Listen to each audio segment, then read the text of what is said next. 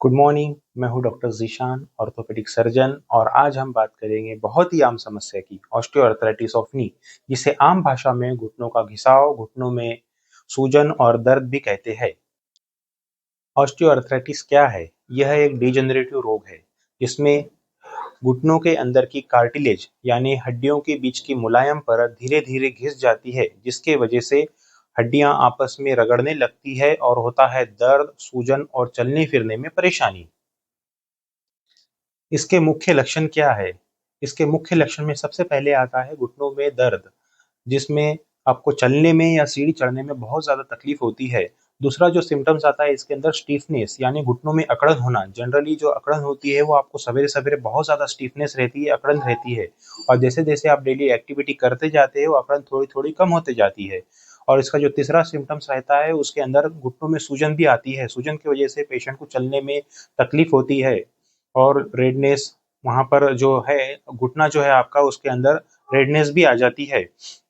और इसका जो चौथा सिम्पटम्स है इसके अंदर आपको खड़े रहने में बहुत ज़्यादा परेशानी होती है, और उसके अंदर कभी-कभी ऐसा होता है कि घुटना लॉक भी हो जाता है, या घुटनों के अंदर जो डिफ़ॉर्मिटी आ जाती है, जिसकी वजह से घुटने आपको अपने जो नी होता है वो थोड़ा दिखने में थोड़ा टेढ़ा दिखने लगता है।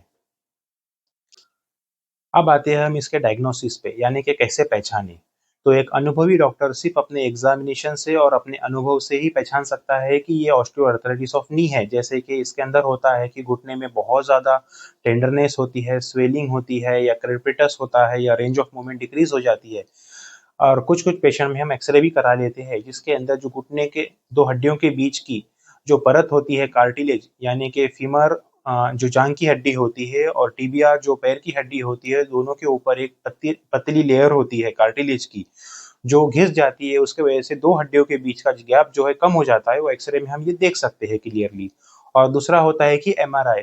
एमआरआई हम जनरली एडवाइस नहीं करते हैं जब तक हम सस्पेक्ट नहीं कर रहे हैं कि कोई सॉफ्ट टिश्यू इंजरी है या फिर कोई लिगामेंट इंजरी है, तब तक हम एमआरआई एडवाइस नहीं करते हैं।